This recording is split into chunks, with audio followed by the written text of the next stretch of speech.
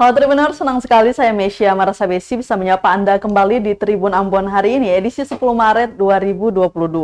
Tribuners, sejumlah berita terbaru dari kota Ambon dan sekitarnya akan kami hadirkan untuk Anda. Kita mulai dengan berita pertama. Kronologi penemuan mayat perempuan di gorong-gorong dekat pos kota Masohi, kakinya terikat tali. Sesosok mayat perempuan ditemukan di gorong-gorong samping penginapan Samudra sekitaran pos kota Masohi, Maluku Tengah. Mayat perempuan itu tepatnya ditemukan di Jalan Abdullah Soulisa, RT 01, Kelurahan Ampera, kawasan Bundaran Kota Masohi, Maluku Tengah, Rabu 9 Maret 2022 kemarin. Saat ditemukan, mayat perempuan itu tampak mengenakan baju kaos berwarna biru dan celana legging. Kaki sebelah kiri wanita tersebut juga terikat dengan seutas tali. Kini mayat perempuan itu telah dievakuasi pihak kepolisian. Kasih Humas Polres Maluku Tengah, Ibtu Ridho Masihin, mengatakan penemuan mayat perempuan itu berawal dari dua warga, Ali Yusri Renleo dan Hardi Luan Mase, yang sedang mencari udang di gorong-gorong yang terletak di Tugu Insinyur Soekarno. Sesampai di Tugu yang berlokasi di Jalan Patimura ini, keduanya masuk ke gorong-gorong dan berjalan kaki menyusuri gorong-gorong dengan menggunakan alat senter berupa handphone dan sebilah parang. Setelah melakukan pencarian udang kurang lebih sepanjang 1 km, tepatnya di depan perpustakaan daerah Maluku Tengah, keduanya mencium aroma bau menyengat. Namun kedua saksi tidak menghiraukan dan menganggap bau yang menyengat tersebut berasal dari bangkai hewan yang telah mati dan tetap melanjutkan pencarian udang. Baru pada Rabu 9 Maret 2022 pukul 15.00 waktu Indonesia Timur, keduanya menceritakan penemuan mayat Arir Eli dan kemudian melaporkan informasi tersebut kepada Polres Maluku Tengah.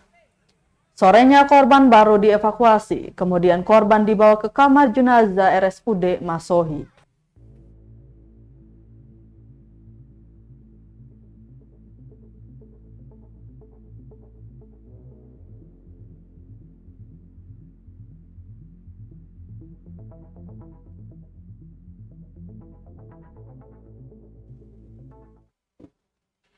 Dokter visum mayat perempuan yang ditemukan dalam selokan Bundaran Kota Masohi.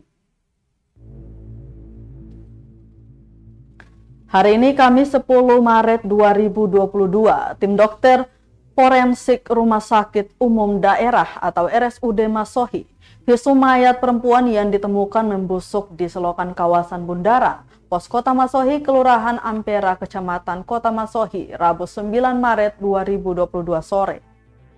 Demikian disampaikan dokter ahli bedah forensik RSUD Masohi, Arkipus Pamuto, kepada wartawan di Masohi Kamis 10 Maret 2022.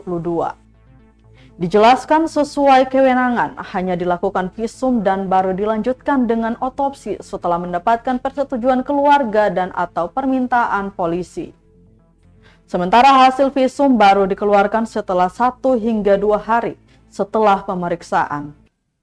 Diberitakan sesosok mayat perempuan ditemukan dalam keadaan sudah mengeluarkan bau busuk di dalam selokan di kawasan Bundaran Kota Masohi, Maluku Tengah, Rabu 9 Maret 2022 sore.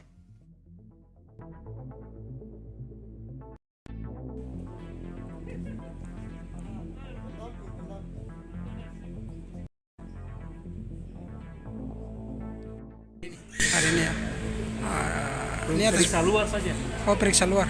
Ini atas permintaan polisi ya? Iya. Untuk otopsi belum? Kapan dihubungi polisi, Pak? Waktu pas ketemu Oh, waktu pas langsung dihubungi sudah itu, Pak. itu sudah langsung koordinasi sudah. Berapa orang yang nanti mendampingi dokter dalam? Tugas dia paling 2 orang. 2 orang. Perawat membantu, Pak ya. Jadi hanya Periksa luar saja. pemeriksaan luar saja, Pak.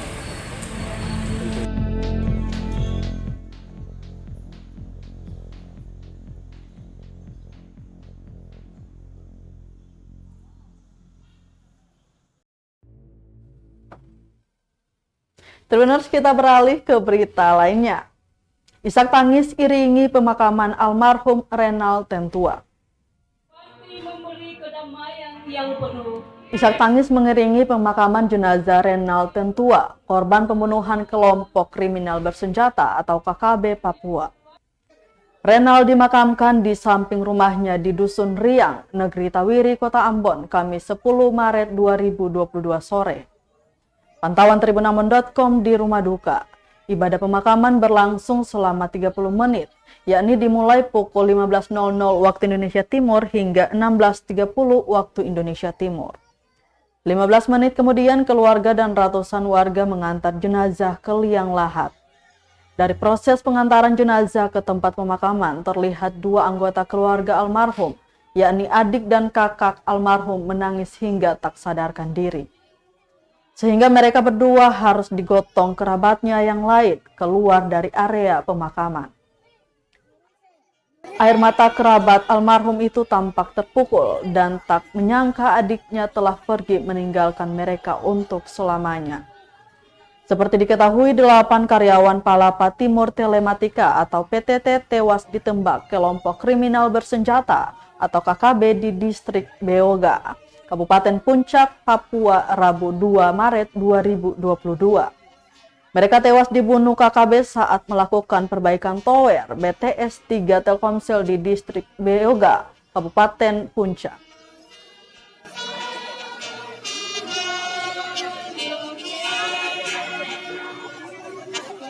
Pada ini jemaat, kita akan melanjutkan pelaksanaan ibadah ini di tempat pemakaman ini.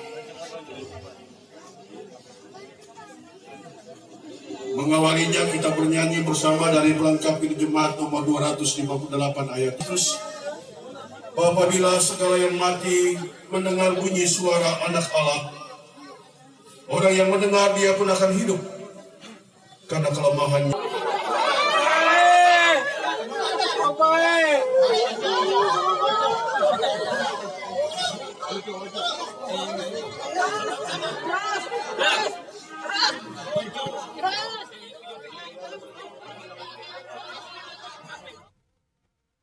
Sosok Renal, korban KKB asal Ambon di mata keluarganya. Almarhum sangat baik dan penyayang.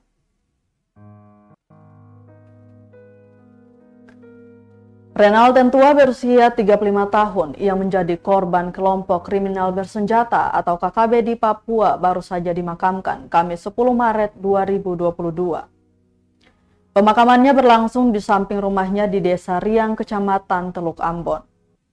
Seperti yang telah diberitakan, Renal menjadi salah satu korban penembakan KSPT. Selain Renal, ada 7 rekannya yang lain yang juga meninggal dunia di Kabupaten Puncak, Papua saat sedang membuat tower jaringan telekomunikasi. Pihak keluarga sangat kehilangan pria yang terkenal penyayang ini. Selain penyayang, Renal juga sangat baik pada keluarganya. Kini sosok itu telah pergi selama-lamanya. Pihak keluarga sangat terpukul dengan kepergiannya. Kakak kandungnya, Ros Tentua, saat diwawancarai Tribun Ambon menyebut Renal selalu menyisihkan sedikit gajinya untuk dikirimkan ke ayah dan ibu serta ponakan di Ambon. Ros tak menyangka orang baik seperti Renal bisa pergi secepat itu. Terlebih lanjut dia, Renal sempat mengabarkan ke keluarganya bahwa dirinya akan pulang pada April 2022. Ros mengaku terakhir kali melihat adiknya itu saat dia pulang merayakan Natal pada Desember 2021 lalu. Dia pun tak menyangka harus menyaksikan adiknya kembali pulang dalam keadaan sudah tak bernyawa. Ros berharap agar peristiwa-peristiwa seperti yang dialami Renal tidak terjadi lagi.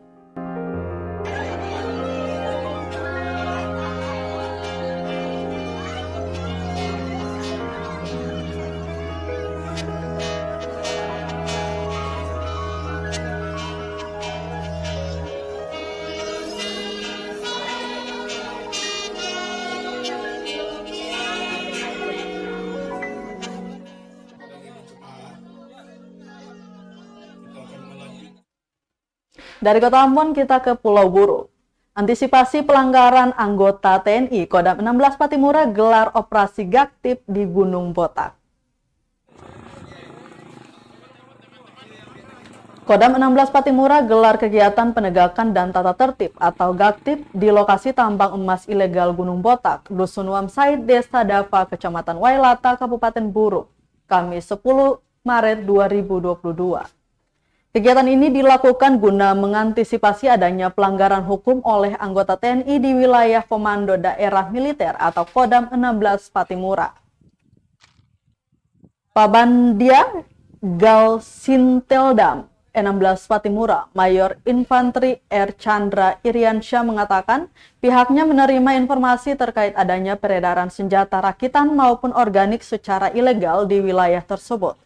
Untuk itu perlu menindak pelaku peredaran senjata ilegal serta memantau anggota TNI yang beraktivitas di luar jam dinas.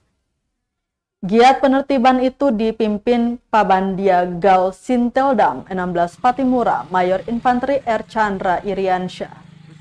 Adapun anggota yang terlibat pada giat tersebut sebanyak 40 personil.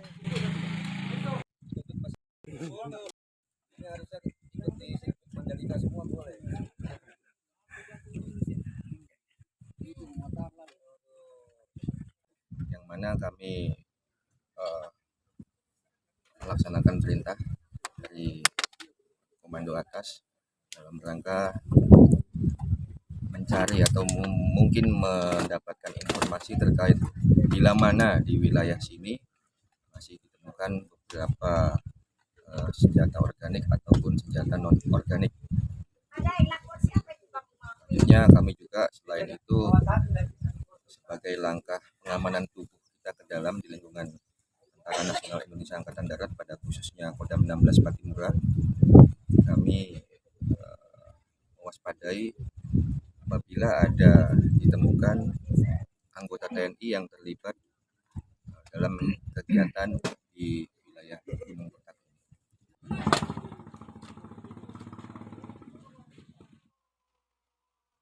Tribuners, kita beralih ke berita lainnya. Hari kedua pencarian nelayan hilang saat melaut di Hatu belum ditemukan. Pencarian terhadap nelayan asal Hatu, Maluku Tengah yang hilang saat mencari ikan belum membuahkan hasil. Kepala Basarnas Ambon Mustari mengatakan tim SAR gabungan telah melanjutkan pencarian hari kedua pada Rabu pagi dan akan dilanjutkan pada Kamis pagi ini. Kemarin lanjut dia mereka telah menerjuni 2 seru dan memperbesar area pencarian. KP Murai milik Polairut Polda Maluku juga ikut diterjunkan untuk mencari nelayan malang itu. Namun hanya perahu yang digunakan korban untuk melaut ditemukan, sementara korban atas nama Teis Risteru tak ditemukan. Sebelumnya Risteru diduga terjatuh dari perahunya saat mencari ikan di laut pada Selasa 8 Maret 2022 pukul 15.00 waktu Indonesia Timur. Pencarian masih akan terus dilakukan oleh tim gabungan dibantu para nelayan sekitar. Oke, pelan-pelan saya.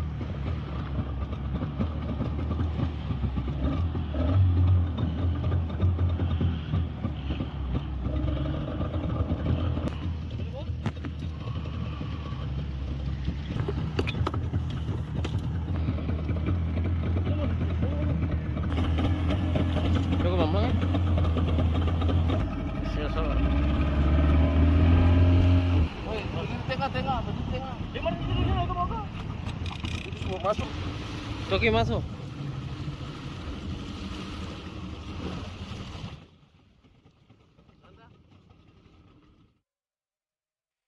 Hunian sementara bagi pengungsi Kariu bakal dibangun di Aboru. Hunian sementara bagi warga Kariu yang sementara mengungsi di Aboru, Pulau Haruku bakal dibangun. Demikian disampaikan Ketua Komisi 1 DPRD Maluku, Amir Rumra, kepada wartawan usai rapat lanjutan terkait konflik sosial di Pulau Kariu bersama 10 mitra komisi, Kamis 10 Maret 2022. Ia menerangkan kondisi para pengungsi saat ini tentu harus diperhatikan pemerintah, agar beban sebagai pengungsi sendiri setidaknya dapat berkurang sedikit demi sedikit. Diketahui sudah lebih 1 bulan, sebanyak 1.370 warga Kariu atau 330 kakak masih mengungsi di negeri Aboru, Maluku Tengah. di mana 150 orang diantaranya merupakan balita dan 250 orang lainnya lansia. Mereka terpaksa mengungsi usai bertikai dengan negeri tetangga yakni Pulau Ori pada 26 Januari 2022 lalu karena masalah tapal batas tanah. Yang berikutnya adalah menyangkut dengan pembangunan hunian sementara. Karena situasi tadi kita sudah mendengar semua hunian sementara untuk mereka tinggal karena tadi ada 7 kakak tinggal di satu rumah. Ini coba bapak-bapak dan teman-teman wartawan coba bisa memahami kondisi seperti apa. Bisa saja masaknya juga bisa antri. Sehingga itu mudah-mudahan juga bisa lakukan langkah-langkah terkait dengan itu. Yang kedua yang ketiga adalah persoalan menyangkut dengan kondisi keamanan masyarakat di sana, tetap itu tanggung jawab pihak kepolisian dan TNI dan Polri untuk tetap kondisi keamanan tetap terjaga dengan baik di sana. Dan yang berikut adalah penegakan hukum tetap itu dilakukan walaupun dengan ada kendala-kendala yang tadi disampaikan oleh Pak Kapolda, tapi tetap dilakukan sehingga masyarakat juga betul merasa keadilan yang terkait dengan itu. Dan berikutnya adalah nanti kami ada rapat bersama sampaikan kepada pimpinan DPRD untuk harus ada rapat khusus antara DPRD Provinsi Maluku dan Pak Gubernur, Pak Bupati Maluku Tengah, Pak Sekda, dan bisa juga kita undang Pak Kapolda dan Pangdam untuk sekaligus merumuskan terkait dengan ada 2 tadi itu. Yang pertama aksi nyata terkait dengan pemulihan pengungsi yang itu perlu kita lakukan. Yang kedua menyangkut dengan aksi nyata terkait dengan persoalan pengembalian. Ini tidak ada itu tetap harus ada langkah maju.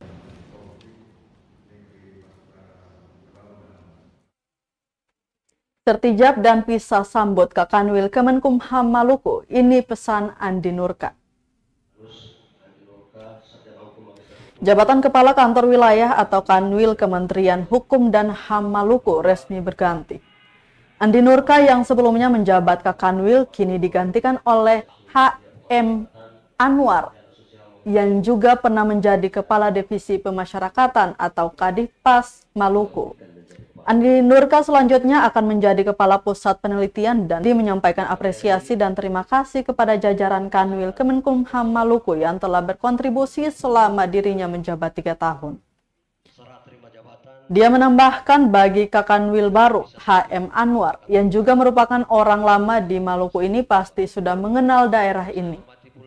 Jadi pasti bisa membawa kantor ini jauh lebih baik lagi ke depannya. Terpisah dari itu, Kakanwil Maluku yang baru, HM Anwar berharap pegawai di jajaran kantor wilayah Kemenkumham Maluku agar dapat memberikan dukungan dalam melaksanakan kinerja sebagai pimpinan dan ikut berkontribusi dalam melaksanakan capaian kinerja. Dan sama-sama kita hormati Bapak Staf Ahli Menteri, Pak Dahana Putra, BCP, SMSI, Bidang Hubungan Antar Lembaga Kementerian Hukum dan Hak Asasi Manusia.